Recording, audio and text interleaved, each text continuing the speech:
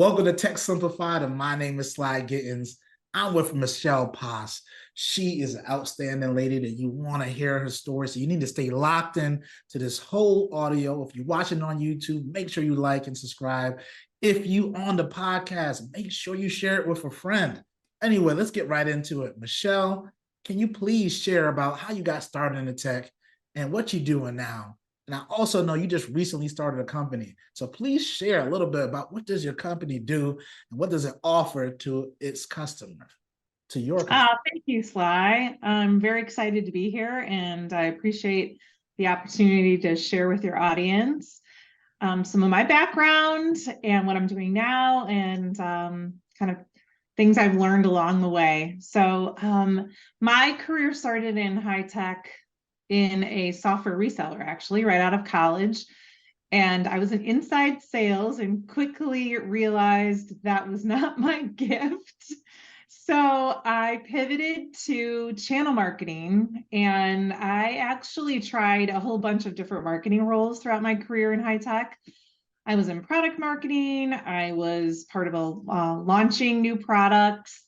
I was in field marketing. I did marketing communications, but I always kept getting pulled back to channel marketing. So channel marketing has been my love for a long time and part of my career.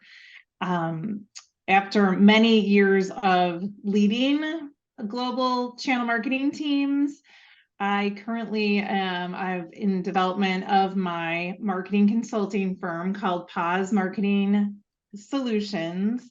And my goal is to share my knowledge and skills to help high-tech vendors and partners grow their sales through strategic and tactical marketing activities.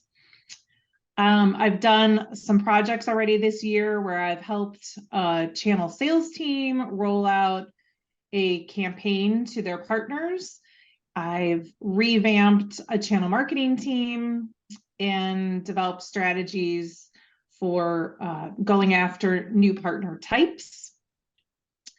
I've also been the interim channel marketing leader, and in the midst of all that, I've realized that there are women who just don't have the opportunities or know how to do, great leadership, kind of moving into that leadership role. They might be emerging leaders or high potentials. And so I've developed a company called Positive Coaching, which is my misspelled word of positive is a play off of the pronunciation of my last name. Yeah. So my goal is to coach women at all levels and help them master skills to become better leaders. Because I feel like leadership's really a lifelong journey, and sometimes we miss the skills along the way. And so I've kind of laid out a coaching program that I'm launching actually next week. So I'm excited. A lot of good stuff going on. That's awesome. And I had the pleasure to work with you in the past. So I've seen the leadership, I've seen the strategy, I've seen the details. And I saw the impact that we did internally when I was in marketing too. I was in a more the technical product marketing arm, but we had a working arm in hand. I remember being on the opposite side of the channel marketing when I worked for a distributor at the time and leveraging your resources. So now it's definitely great. And I think leadership is, like you're saying, it's ongoing. And sometimes if you don't get exposed or have that person who can be that sponsor, that mentor for you, right, you kind of lose, you don't gain the skills as fast as you could. Right. If you could go a little bit faster and achieve your goals a little bit sooner, how would that make you feel? And I think you're doing that's a really great service that you bring into the market. Thank you. Yeah. Excited. Question for you is, how has your personal experiences challenged as a woman in the tech industry shape your leadership style? Because, and the reason why I'm talking about that is sometimes we are where we are because of the experiences that we have. So from your experiences, how can you help other women leaders out there? Yeah, for sure. I used to have this game at one of my companies that was a storage company. Mm-hmm. And I would count and there'd be 12 men to one of me. Yeah. And, some people get intimidated by that. I wasn't necessarily intimidated. I kind of looked at it like, what can I learn? How can I learn how men are conducting themselves in the meeting and be more like them? Which I actually think, looking backwards, I think that was probably a mistake. Some things were good learnings, but I was as extroverted as I am in a meeting like that. Sometimes I would kind of pull in, and I wouldn't, and therefore I wouldn't look like I had a seat at the table, which I didn't quite fully understand that as a woman. I didn't speak up when I would know the answer or had a question or clarification. I don't want to go into like some of those moments that most women have had that have, inappropriate things were said. Because one, we're going to stay positive here. And two, I think that people just didn't know, people probably are more aware of now. And I think women feel more empowered now. So that's all like good. I actually enjoy working with men. I feel like they're very straightforward. Yeah. And that is something that I had to learn, because I used to say things like, well, my gut feeling is blah, blah, blah. I think that's kind of I'm a very relational person. Yeah. And people that are, a lot of leaders tend to be more analytical, and those words rub against what they want you to say or what they're looking for. And you think like, oh, okay, well, I know it inside, so I'm going to share that. So it's just, I think there's just a switch of your communication style that would be something that I was challenged with, that, that I wish someone would have told me. I would say, throughout the maturity, as I matured as a leader and throughout my career, I was more comfortable being my authentic self. I learned to ask the questions in the right way, asking, what are the due dates? What are the expectations? What are the priorities? I also learned the things I didn't like, and I made sure that when I was leading my team, that I was more transparent. I had a couple transparent leaders, men and women, and that for me was a leader that I wanted to follow, someone that was able to build trust on the team and show the commitment as a leader, was someone that I resonated with. And so I kind of mirrored that. In fact, I was leading a team in India, a big group of people in India. And after a couple of months, the leader came to me and he said, Michelle, we're not used to US leaders sharing this much with us. And we know as a team here in India, being so far away, that you are sharing as much as you can with us and being as transparent as possible. And we appreciate that. And I was like, what? No one's telling you what's going on? I don't understand. Like, that's just, I feel like everyone informed makes a better team and more success in for the organization as a whole. So I tend to be pretty open. I try to be a good listener and try to share what I know from what's going on within the company. Yeah, that's great. And you shared a lot of great gems there. We talked about transparency, and that's essential, right? I think that's something that this need to be talked about more, because that's where ambiguity lies. Usually that's when you start seeing some challenges within the team dynamic, right? Right. I find that great leaders are transparent. They let you know what's going on. They keep you abreast of the changes. And they also, make sure to communicate that effectively throughout the organization. So that was really good. I think that was cool. And then something that isn't talked about enough. I actually created a training, Unleashing Your Inner Trailblazer. And I talk about finding your unique self, your authentic self, finding that voice. So for me, I'm a little bit, I'm professional, but I'm casual in a way where I like to have fun with my training. Right. And I find that I just do that. Sometimes the reason why I love marketing in certain places, I couldn't do that. Right. There was too, Right. you're in a larger organization, you got to play by different rules, right? So I knew for me that I had to stay true to myself. That's why I created my own channel, so I could run it how I feel like it should be run. Right. Yes. So just being true to yourself, or even when I take roles, like, all right, I know I'm not the most marketing person, but I got a little bit of tech. How can I bring that in there. I could bring a little bit of my funness into it. Like if you spoken word, I could bring that energy, that way you That's right. create metaphors, you change it, like how you command the attention, right? Those are things that I can bring in to differentiate myself. So when I see people, men or women, find that authentic self and how they want to be, that's when I think you unlocking those new potentials. So that's great. For Um, sure. yeah, one thing I also like to talk about, next question, in your opinion, what are Yeah. some of the key qualities that are necessary for women to succeed in leadership? I would say the key qualities are investing in your own leadership coaching Yeah, and improving your self-awareness. Sometimes we kind of have these shadows or these blinders, maybe is a better word, that we don't even know we're doing. And I think to be able to accept, I would say, feedback from your team. So I try to put it out to my team, like, what do you like that I'm doing? What do you not like that I'm doing? What needs to change and stay the same? A lot of people are uncomfortable being asked that, I found, but upper leadership is usually willing, like, hey, we need this, and it's very direct. yeah, And so just to develop those kind of deeper, I would say also critical thinking skills. Um, to be able to build productive teams is important. yeah, Improving your communications to your own team. And then it's sort of, you're in the middle, right? You're communicating to your team and you're communicating to your leadership what's going on with your team. And you have to be able to do both things and then deliver immediate feedback.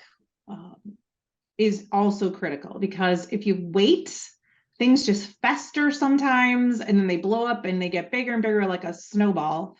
And then it's just like, what was the issue might have been really small to begin with, and now it's because you didn't address it, it's out of control.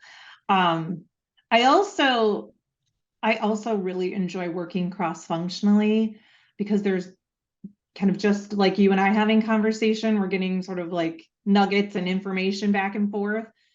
If you are just focused on your team only, then your reputation is not very collaborative. And I'm very collaborative within my organizations. And I think that you understand the company as a whole, which is part of your job as well, to direct your team and report up to your leadership. Obviously, probably the core, I missed this while I was, right at the beginning here, but public speaking, you have to be comfortable speaking in front of a group, whether it's 2 people or 50 or whatever or more.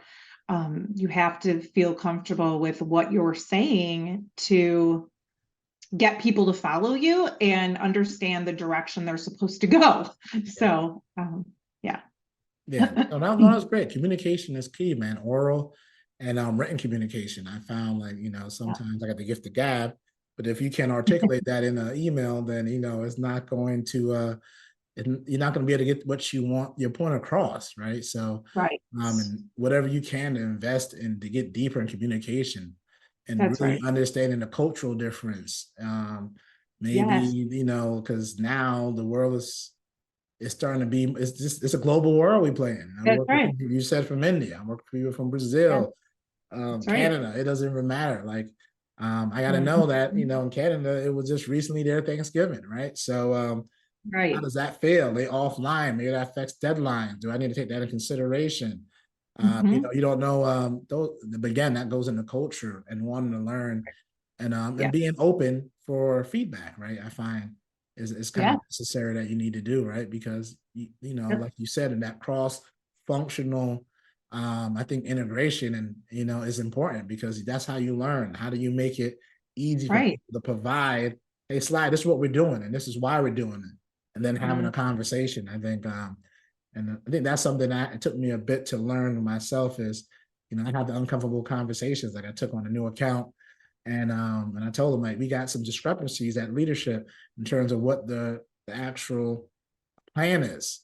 Let's get everyone on yeah. the phone. Let's have this uncomfortable conversation now. Let's That's figure right. out where we are, what we're going to do. So then none of us get surprises. And then, that's where the big arguments come out. Let's get these on the phone. I know, people don't want to do that, but let's talk about it. I'm Yeah. okay if someone starts yelling it. Go ahead, let it off your chest. Seems Yeah. like, why does that infuriate you so much, right? But again, it Right. goes back to having the ability to release that, and then also keep it going, right? So, this Exactly. sounds great for people like myself and you who have the experience, who've been Yeah. in these roles, who dealt with those different conversations. When you hear things like, but now, what happens to the person who's just starting out into the tech Yeah. world and they want to make a positive impact? How do they, Yeah. where should they start, man? Like, I feel like it's so hard. Like, I know it's such a broad question in general because tech is so robust. Because you can Yeah. be in marketing, finance, you could be sales, you could be a tech person, a coder, all in tech. But what's some things would you think someone just starting out, if they want to make it a positive impact for the company that they're working in?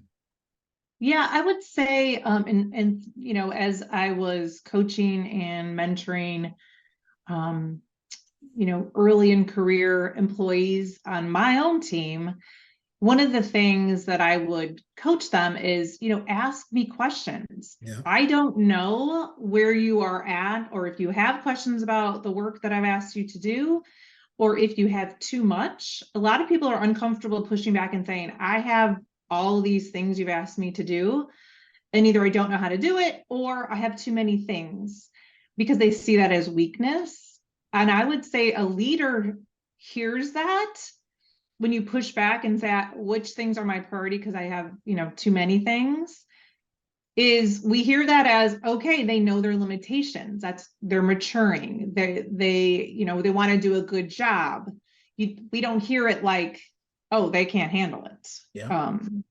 So, be humble. What do you do? You need to receive what you're doing well and what you need to improve upon.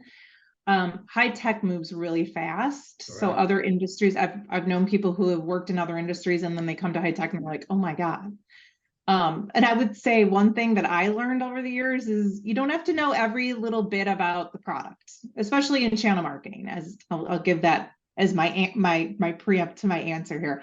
Yeah. You have to know a certain amount, and you won't know that to begin with, what it is that you do or do not need to know about the product. But I remember being very overwhelmed in the beginning, and I've seen, early in career folks come in and they're like, oh my gosh, I will never be able to learn all this. I'm like, you will.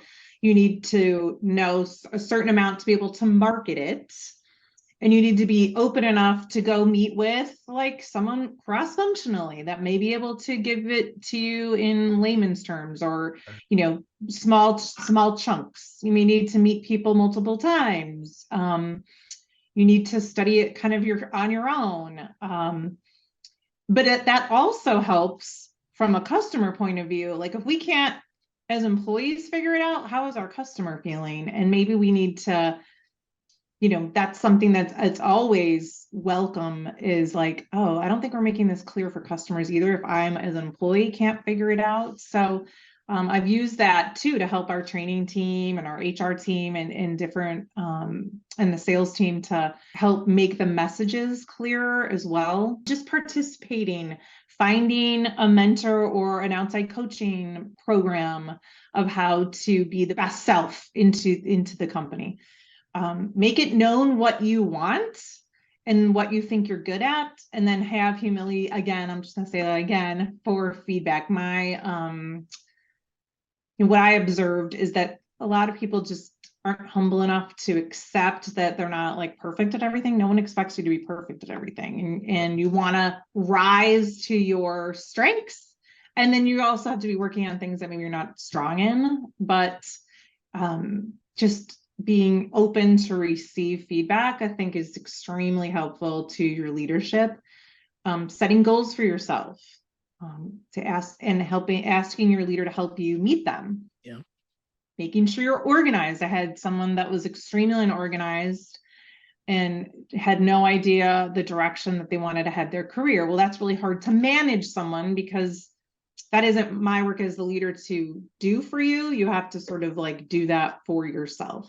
Correct. I remember this one experience I had where someone commented that my tone of voice sounded like I didn't have any authority. And I was, kind of like taken back with that, but that's the stuff that helps you be better. Like I'm being this is me. I'm being transparent that was some feedback that I got that I was like, I feel like I talk with authority. So like practicing, right? Practice in front of a peer, or record yourself on your phone and listen to it and be like, oh, okay, I see what they're talking about. I'm also going to just weave in that there are life stages that happen. Sometimes people come into high tech after they've done something else. So we're not necessarily talking just about early in career. It could be mid-career or even later. But there are stages in life that you could accelerate more. Sometimes you have to hold yourself back a little bit, depending on what's going on. It could be you're raising young children, or you're caregiving for elderly parents or family members. And so just giving yourself patience and grace. I'm speaking to myself as well. And just taking time out to breathe. Like, it's a lot to do all the things that we do at our jobs and then our personal lives as well. Well, that's great. I think those are a lot of great information. Brene Brown also talking about being vulnerable, right? Taking off that armor. Right. Earlier in my career, my manager is like, Sly, you don't got enough experience. I went for a technology consultant role 3 times at Ingram Micro when I was, yeah, it was like, I remember that. you don't got it yet. I'm like, and I knew in the beginning, I saw that this was a job I wanted. You get to travel, talk about technology. I was a sales engineer, almost pretty much. And I'm like, so I just said, what can I do to get prepared? Well, first of all, you don't know this, and this. I'm like, who knows these things? Oh, Michelle, blah, blah, blah knows these. All right. Right. I set up calls with all of them. They didn't want to have calls. I made it fruitful for them too. Like I made sure, hey, what do you need, Michelle? You need something in here? Yeah, we need that. I made the plan. I made it a win-win for both of us, right? And I took the feedback. Oh, Sly, you don't have executive presence. When we go out and talk to these CTOs, you don't command a room. Well, I'm like, okay, how could I command a room? Where could I? Is there a book you read on that? Is there a video you can send me? Oh, here's the resources I use. I went back and did the resource and set up a follow-up call and said, hey, these are the resources. Everything you said, I wrote it down and I've done it. And I've been doing that now. When you look to grow, I got put on a new role that, is really uncomfortable. And I know I'm not the best at this particular function. So first thing I did is pair myself with the superstar on the team. I'm like, all right, you're really good. I'm here. I'm a fan. How did you get there? I know it didn't happen overnight. Where should I go? How can I structure my way a little bit different? What am I doing? What's some misconceptions I'm doing? And I think the biggest thing that I would have told myself when I was younger is fail fast. Test your assumptions, right? That's one of the things that I didn't do. Like, you would have an assumption and say, I'm like, all right, for me to get in channel marketing, I need to be first the best product marketing manager first, right? And you're like, well, not necessarily. Right. What I could have done is said, hey, Michelle, you've been in channel marketing for a long time. This is what I'm thinking. Is this the right way to look at it? She said, a little bit. And then I can change it as you go on. So, if you're early in career, it's just, you got to be open to learning something new.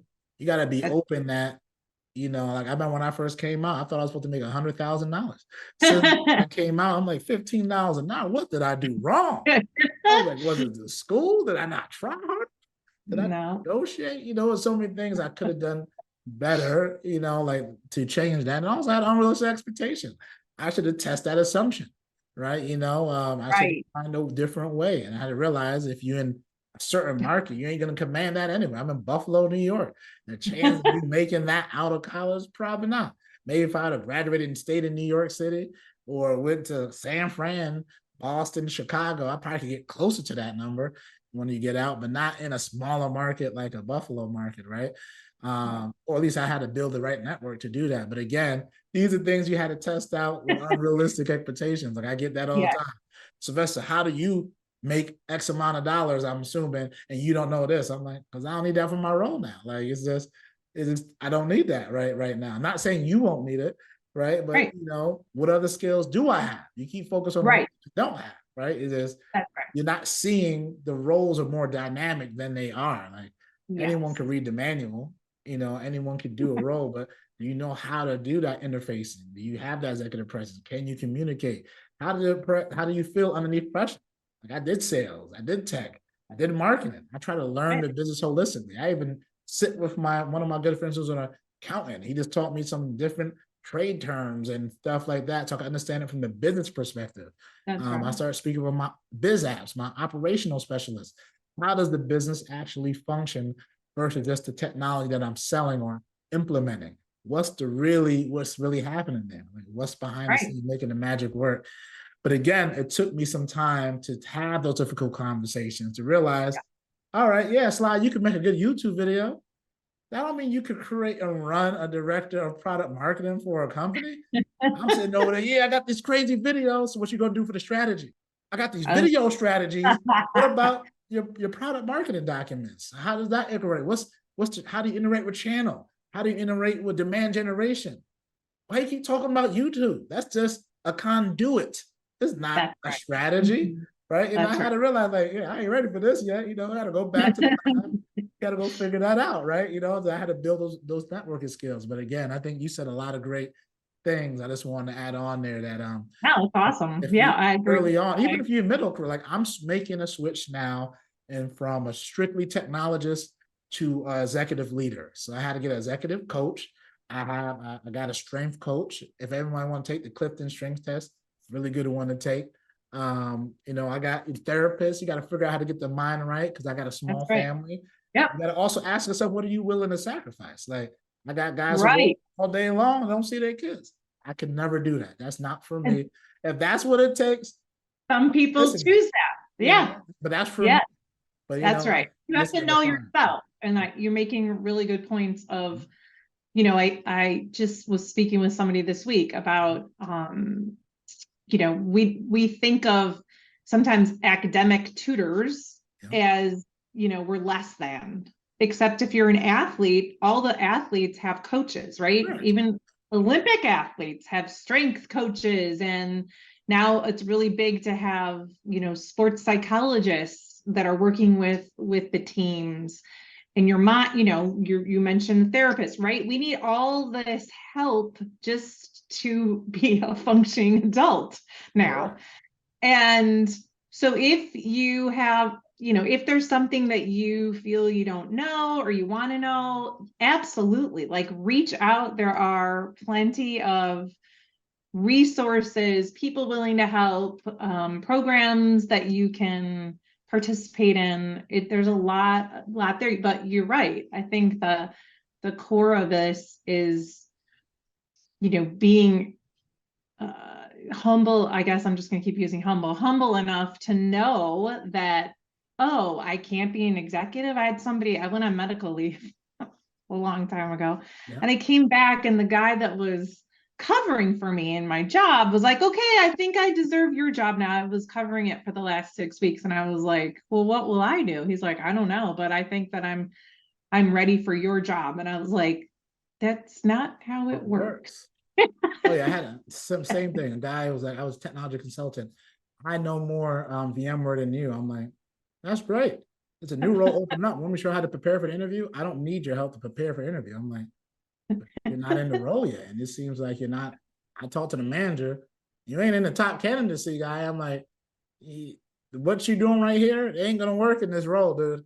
I'm just saying. Right. The guy just Right. couldn't understand it of why he shouldn't have the role already. Yeah. I'm like, dude, it's how you communicate.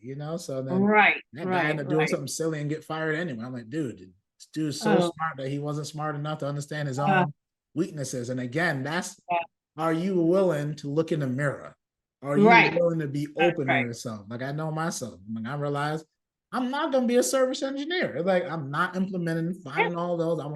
I Yeah. remember I took my first job as a network engineer, and I'm like, I need someone to talk to other than these servers, right? And I realized I just had to be honest with myself. So certain things that you can't be, but I'm okay to look in the mirror and say, what else That's could I right. be doing differently? Yeah. And then And it's some also, soft skills that we're really talking about, which is correct. really And, addressing. and that's what you Yeah, need. Right? You need a yeah, balance of both. Like you talked that's about, right. I was a Yeah, marketing major in school. yeah, I yep, realized I'm like, a lot of my marketing trips wasn't technical. I'm like, all right, I could do that. And I realized my yeah, tech guys didn't understand the business. They didn't have the yeah. soft skills. So I'm like, let me just do both, right? Oh, And make my own awesome. kind of thing, or make my own path. But again, having that ability to look in the mirror to say, all right, I want to be a C-level executive. Currently, Right, what am I doing? What could I be doing? And right. do I have the mentorship around me? So I made sure to Yeah, get sponsors. I made sure yeah, to reach out to people like yourself. I'm like, hey, you worked with me in the past. What were some good things about working with me? What were some bad things about working with me? Or some things I could clean up, right? This is what you have to do, you know? So right. we talked a lot. We're getting to the close to the end of this Yeah. podcast, and we could talk even longer. Is how does my audience go learn more about your companies and connect with you? Yeah. So LinkedIn, of course, is a great way to connect with me. I have one for my business, Paz Marketing Solutions, and Michelle Paz is my personal LinkedIn. And then my company's email address is, of course, www.pazmarketingsolutions.com. So you can Okay. contact me through there as well. Yeah, love Great. to help. Reach out if you have if your audience needs advice, coaching, projects, whatever. I'm open to Yeah, helping if out. you got a business and you're in a channel market and you're doing channel marketing and you're trying to differentiate your business, you got to talk to Michelle. She's the lady you need to know. Her services top tier, and that's coming from Slide Gittins and Tech Simplified. And today we are out.